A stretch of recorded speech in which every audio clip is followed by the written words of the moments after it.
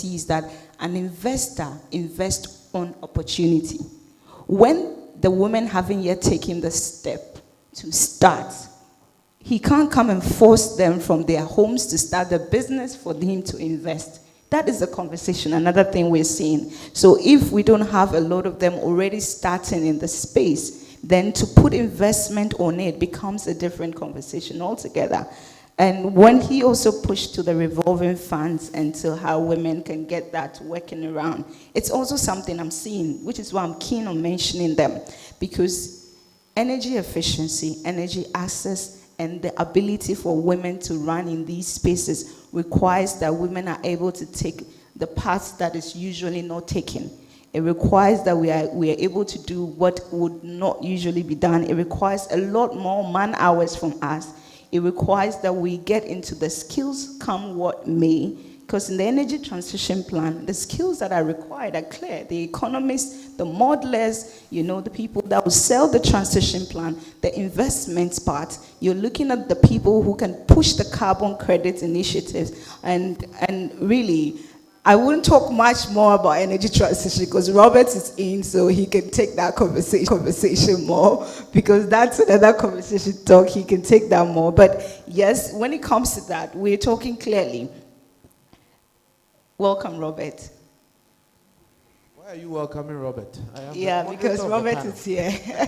Please put your hands together for him. No, I'm sure he will let us understand why he's joined us late, and I'm sure once his government, government calls at any time. Doris, please finish up. Okay, so, and in those three spheres, the last thing we're seeing is limit to policy, right? So the limit that we're seeing here is for us to clearly take the gender conversation and disintegrate it into the parts that make sense to us. So when we take the bigger picture of what we want to see in terms of gender spacing, how then do we disintegrate it and bring it to a conversation that makes sense to the average person to be able to put that in policy work? That is one of the things I'm seeing. So Patrick, if that requires you to come back another round, I'll be happy to. But it's the skills we're seeing, the inclusivity, the inclusiveness, we're seeing opportunity not being so much available, right?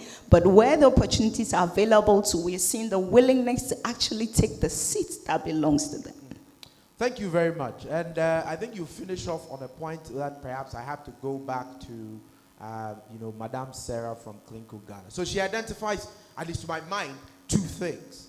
One, whether the women that are involved in things like clean cooking, energy efficiency strategy, some of which you may, some have come across, she sees a skill gap, right? Is that something that you are seeing?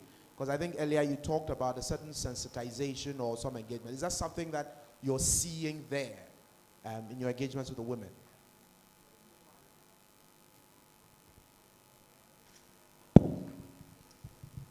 For me, within GACO, when I look at the women in GACO, yes, who are currently working, I think they have the skill. Okay. They have the capacity. Right. But then the question is, where do we take the conversation to? Right. I think that we need to decentralize it more. Because when you look at the opportunity is hanging around a certain level, maybe national level or regional level. You find these women at the national level or regional level. But I think that there are other women at the local level that we need to bring on board. And those women, when we go and we raise the awareness and we do the skills development, then you see that we'll get more women coming on board when it comes to clean cooking, when it comes to manufacturing in the clean cooking sector, just like it's been done in some East African countries. Oh, right. So we already have some examples of templates of what works, somewhere else that, perhaps we can tweak, adjust here and there. That then sort of helps us address, some of the difficulties and challenges you have identified. Well, thank you very much for that intervention as well. Let me go to, I know you just walked in, right? But that is the problem of being government. Because our presumption every time is that, you have answers. When we call you on the radio, the moment we call you 7 a.m., 6 a.m., you are hanging out with your kids, you must have answers for us. So I am going to presume that, you have answers to the questions that I'm going to ask. And the audience will equally pretend that, you have been here with us all through and you can answer the question.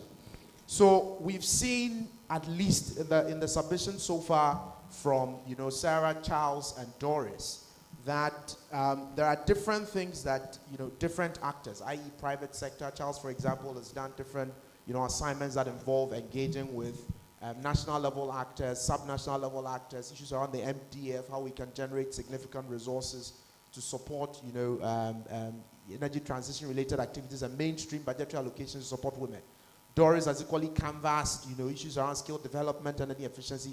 And in all cases, to my mind, policy has got a role.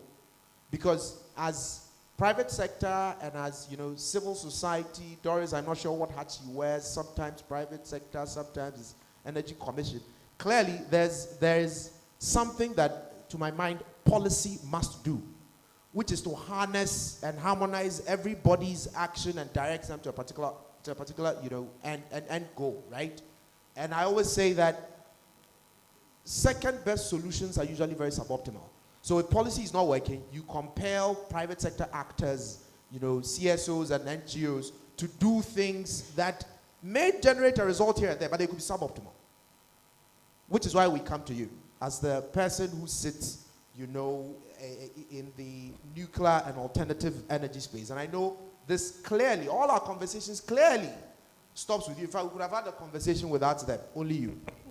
And you answer all the questions for us. So, to your mind, and based on the work that government has been doing through the ministry and your outfit, are there any specific strategies, actions, and any activities that the energy, ministry and the nuclear and alternative energy unit is doing that touches on any of the problems that I've just outlined, by trying to, at the risk of summarizing, what we may have heard from Sarah, Charles, and Doris? Thank you, and I apologize for being late. They were due to circumstances beyond my control. I told you. So I'll prefer you address me as Deputy Director Power. When you say nuclear, not everybody is comfortable. So yes, with the energy transition in terms of in the lens of gender, when you look at our energy transition policy, we have the cross-cutting issues, which states that we are going to mainstream gender seriously in the implementation of energy transition. Before you get to the tertiary institution, because as of now you go to the tertiary institution engineering department, you see that most of the students are more male than female. And this STEM program is to encourage more female to go into STEM so that as they get into the tertiary institution, the gender balance is there. Because when you float in application for positions in the energy sector, you see about 80% of the application being male and then being female. So the energy sector does not necessarily do anything to bias the gender. It just naturally comes as the education system is. So this time we are putting in effort to make sure that when you put in, we are looking for human resource, the balance is there, both in implementation and in the administrative sector.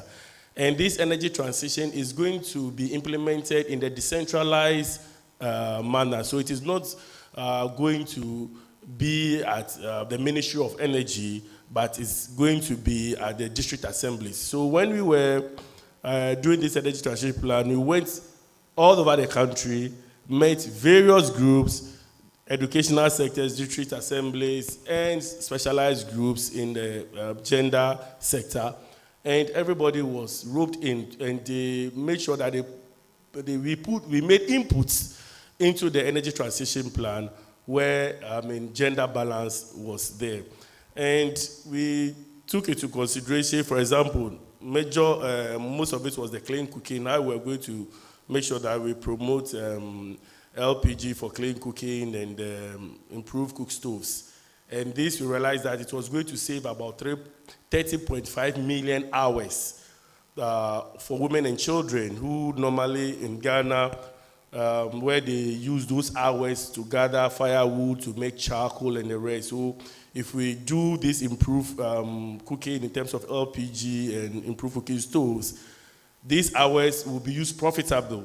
And that is going to increase the female more time for school, there's more time to learn, and then they will excel. And then that will increase the female population in the STEM program and in the engineering, to make sure that we do this, to be able to provide the human resource in the energy transition program. Else, that policy in the energy transition program will not be able to materialize if we don't strengthen or facilitate the implementation of both male and female, programs, to make sure that the females, where the females are lacking, we bring it up, and where the males are lacking, we bring it up.